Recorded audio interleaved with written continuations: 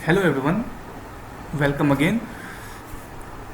Python language सीखने के इस प्रोसेस में ये हमारा फोर्थ लेक्चर है। लास्ट लेक्चर में हमने एक छोटा सा प्रोग्राम लिखा था 2 नंबर को ऐड करने का। बेसिकली हमने उसमें ये सीखा था कि कैसे हम वेरिएबल्स को डिक्लेयर करते हैं और कैसे हम वेरिएबल को की वैल्यूज़ को हम रन टाइम पे भी असाइन कर सकते हैं। साथ में हमने प्रोग्रामिंग के स्ट्रक्चर के बारे में भी देखा था। ये हमारा बिगनिंग स्टेज है, ये फोर्थ लेक्चर है और मैं बिल्कुल बेसिक से चल रहा हूँ, क्योंकि अगर आप बिगनर हैं तो मैं चाहूँगा कि आपके बेसिक्स क्लियर हो जाएं। अगर आपके बेसिक्स क्लियर हो जाएंगे तो प्रोग्रामिंग बहुत आसान लगती है, लेकिन अगर आपके बेसिक्स क्लियर नहीं है तो प्रोग्रामिंग किसी के लिए भी डिफ़िकल्ट बन जाती है। तो चलिए आज के लेक्चर में हम डिस्कस करेंगे पाइथन प्रोग्रामिंग के स्ट्रक्चर के बारे में। ठीक है, आज से हम पाइथन प्रोग्रामिंग के रूल्स के बारे में पढ़ेंगे। जो भी उसके सिंटेक्स रूल्स हैं उसको हम धीरे धीरे करके देखेंगे। ठीक है, तो स्टार्ट करते हैं। देखिए, प्रोग्राम एक्चुअली क्या होता है। Program is all about logic plus some syntax rule. जब हम किसी लॉजिक को प्रोग्रामिंग लैंग्वेज के सिंटेक्स रूल के साथ इस तरह से प्लेस कर दें कि वो एक मीनिंगफुल पर्पस रिप्रेजेंट कर दे, तो इसको हम प्रोग्राम कहते हैं। ठीक है, तो इस प्रोग्राम में हमने क्या क्या चीज़ें यूज की हैं। हमने 3 वेरिएबल्स यूज किए हुए हैं, एक्स वाई और सम नाम की, जिसमें कुछ वैल्यूज स्टोर होंगी। ठीक है, एक्स और वाई में कुछ वैल्यू स्टोर होंगी, दोनों का समेशन होगा और सम में जाके स्टोर अल्टीमेटली स्टोर हो जाएगी। ठीक है, उसके बाद हमने यूज किया हुआ है एक डेटा टाइप एक्स के लिए। ठीक है, एक्स और वाई के लिए डेटा टाइप हमने यूज किया है। डेटा टाइप क्यों यूज किया? क्योंकि हमको एक्स की वैल्यू कब चाहिए होगी? रन टाइम पे चाहिए होगी। मतलब जब प्रोग्राम रन हो जाए उसके बाद हमें एक्स की वैल्यू मिले, हम ऐसा प्रोग्राम बनाना चाहते हैं, इसलिए हमें एक डेटा टाइप रिक्वायर्ड होता है। ठीक है, ये लास्ट क्लास में मैं डिस्कस कर चुका हूँ। अच्छा, अब डेटा टाइप किस लिए यूज करते हैं? डेटा टाइप यूज करने के 2 पर्पस होते हैं। पहला तो ये होता है कि डेटा टाइप वेरिएबल की टाइप बताता है। मीन्स इंटरप्रेटर को वेरिएबल की टाइप बताता है, तो इंटरप्रेटर को ये समझ जाता है कि वेरिएबल में किस टाइप की वैल्यू आने वाली है। एंड दूसरी जो इम्पोर्टेंट टास्क डेटा टाइप की है वो है कि डेटा टाइप यूज होता है एक रेफरेंस की तरह, कि कितनी मेमोरी एक वेरिएबल को एलोकेट होगी।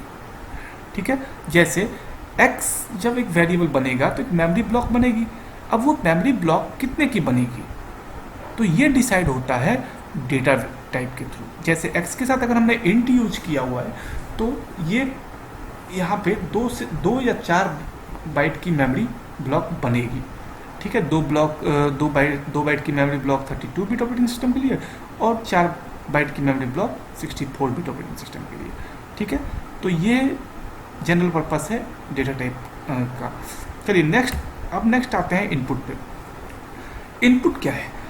तो input is a function that accepts value as input. Means एक प्री डिफाइंड फंक्शन है जो कि यूजर से इनपुट लेने के लिए यूज होता है at the run time. Same time पे इनपुट को यूज हम करते हैं स्ट्रिंग को प्रिंट करवाने के लिए भी, किसी स्ट्रिंग वैल्यू को प्रिंट करवाने के लिए यूज करते हैं। तो अच्छा, स्ट्रिंग क्या होता है ये भी डिस्कस कर लेते हैं। तो इनपुट के बाद जो हमने स्टेटमेंट लिखा हुआ है इंटर फर्स्ट नंबर, वही स्ट्रिंग है, वो एक स्ट्रिंग है। कैसे स्ट्रिंग है? इन कंप्यूटर साइंस हम अगर किसी भी स्टेटमेंट को डबल इन्वर्टेड कॉमा के अंदर लिख देते हैं तो वो स्ट्रिंग कहलाती है। ठीक है, पाइथन में हम इसको सिंगल इन्वर्टेड कॉमा के अंदर भी लिख सकते हैं तो भी वो स्ट्रिंग ही कहलाएगी। ठीक है, तो स्ट्रिंग को पहचानने का तरीका क्या होता है कि कोई भी चीज़ जो डबल इन्वर्टेड कॉमा या सिंगल इन्वर्टेड कॉमा के अंदर लिखी हुई है वो स्ट्रिंग ही होगी। तो हमने इनपुट में स्ट्रिंग पास किया तो स्ट्रिंग प्रिंट हो जाएगी।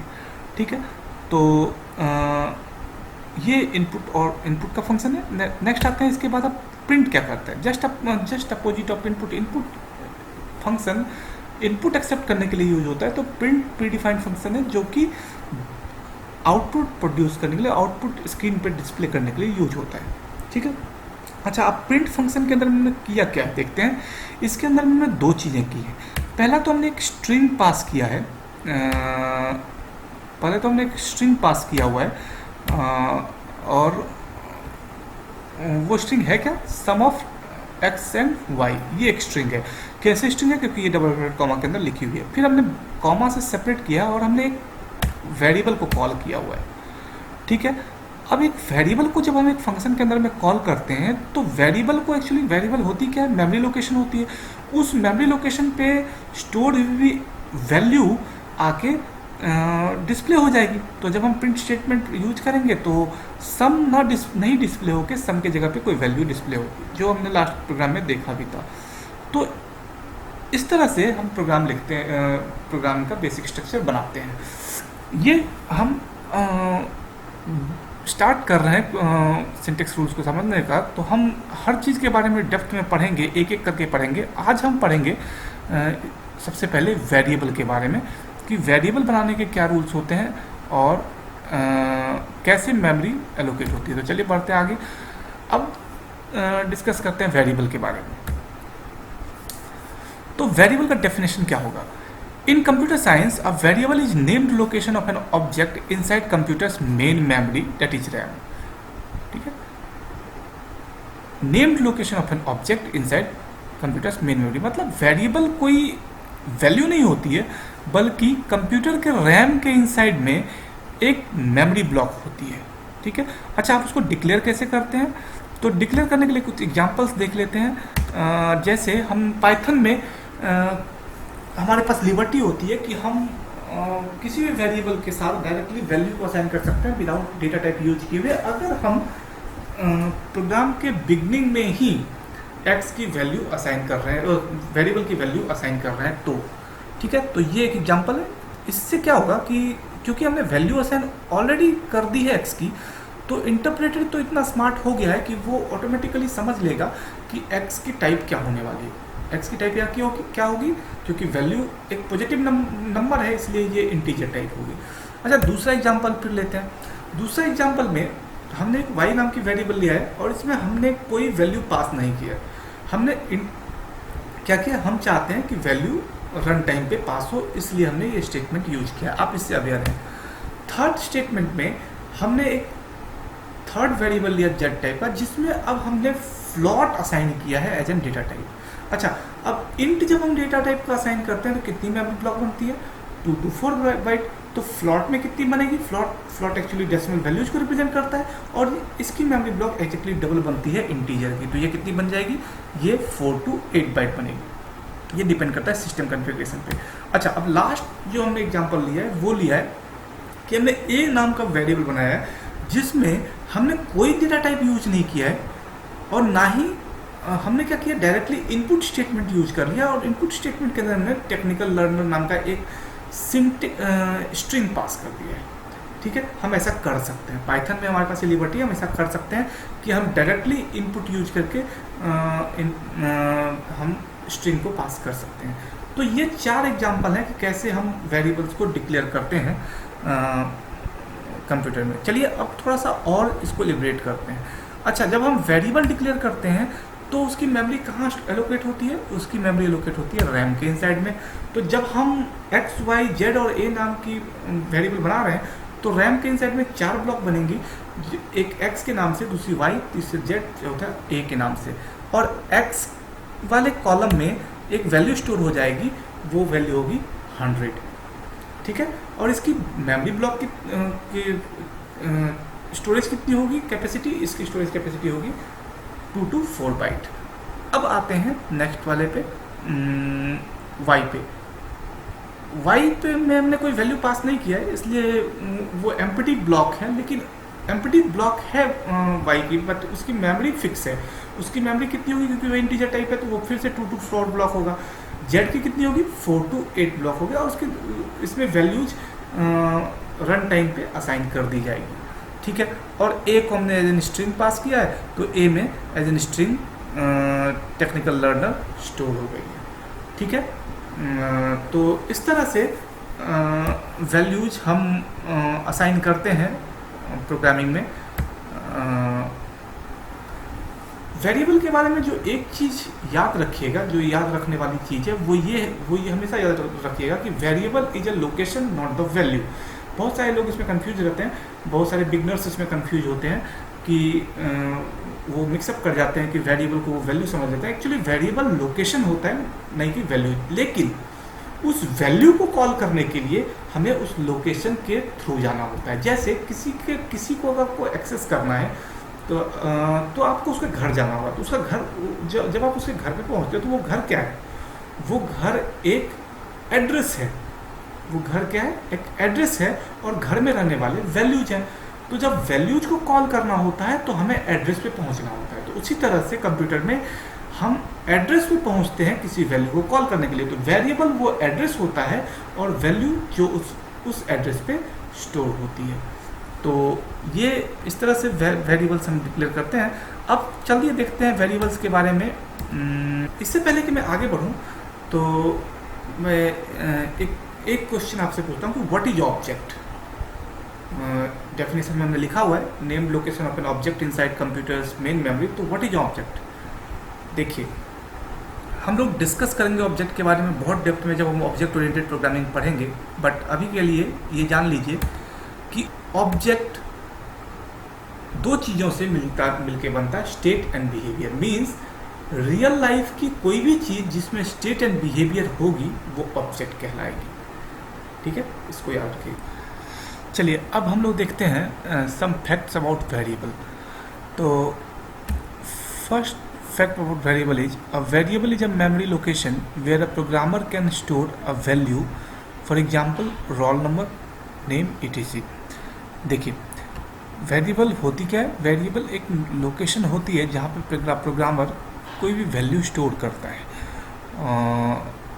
हम वेरिएबल को किसी भी तरह से डिफाइन कर सकते हैं। जैसे यहाँ पे रोल नंबर के साथ में हमने अंडरस्कोर यूज किया हुआ है, क्योंकि हमने दो डिफरेंट वर्ड्स यूज किए हैं, और अगर हम दो डिफरेंट वर्ड्स को एक साथ यूज करेंगे तो इंटरप्रेटर उसके दो डिफरेंट मीनिंग समझ लेता है, इसलिए हमने इसके अंदर में अंडरस्कोर यूज किया है। सेकंड पॉइंट जो वेरिएबल के बारे में है वो है variable must be assign before reference. देखिए, इससे पहले कि वेरिएबल को हम लॉजिक में यूज करें रेफरेंस के टर्म में, हमें वेरिएबल को असाइन करना होता है। सेकेंड पॉइंट है। Third point, a value stored in variable can be accessed और अपडेट लेटर।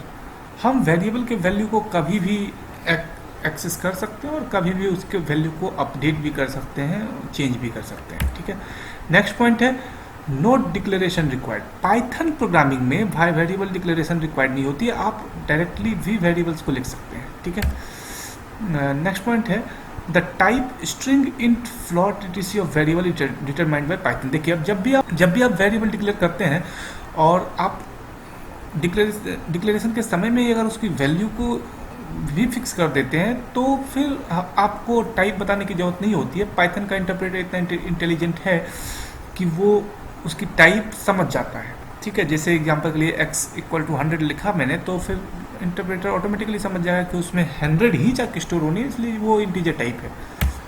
ठीक है, तो हमें लिखने की ज़रूरत नहीं होती है, कोई भी इंटीजर फ्लोट कुछ लगाने की ज़रूरत नहीं होती है, लेकिन हमें दूसरे केस में लगाने की रिक्वायरमेंट होती है। नेक्स्ट पॉइंट है the interpreter allocates memory on the basis of data type of memory. Just मैंने डिस्कस किया कि डेटा टाइप रेफरेंस की तरह यूज होता है कि एक वेरिएबल के लिए कितनी मेमोरी रिक्वायर्ड है।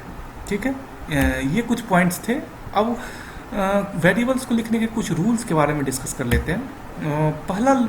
फर्स्ट रूल जो है वो ये है कि must begin with a letter A to Z और कैपिटल A to Z और अंडरस्कोर। आप जनरली कोशिश करिए कि वेरिएबल को जब लिखना स्टार्ट करते हैं तो हमेशा वो लेटर से ही स्टार्ट करें।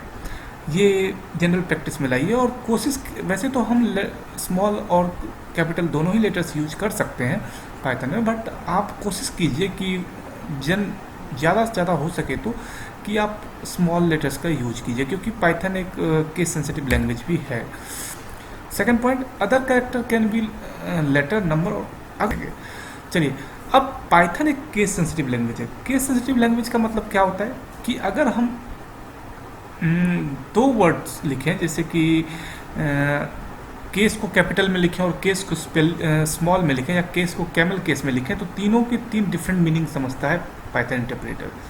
तो आपको ये ध्यान रखना होगा। अगर आपने वेरिएबल को असाइन किया है स्मॉल लेटर में, तो आपको throughout the program small letter में ही उसको यूज करना होगा। अगर आपने उसको कैपिटल में यूज किया तो थ्रू आउट द कैपिटल ही उसको लेके चलना होगा। और ये हर चीज़ के लिए अप्लाई होती है पाइथन प्रोग्रामिंग में। अब पाइथन की लेंथ कोई भी रीजनेबल लेंथ हो सकती है, उसकी नेम की लेंथ कोई भी रीजनेबल लेंथ हो सकती है, लेकिन हम कोशिश करते हैं कि वेरिएबल का नेम जो वो जितना छोटा होगा, कोड का लेंथ उतना डिक्रीज होगा, हमारा एफर्ट उतना कम होगा। तो इसलिए हम जितना हो सके वेरिएबल का लेंथ छोटा ही रखते हैं। नेक्स्ट पॉइंट है, there are some other words reserved which can not be used as variable name because Python use them for other thing।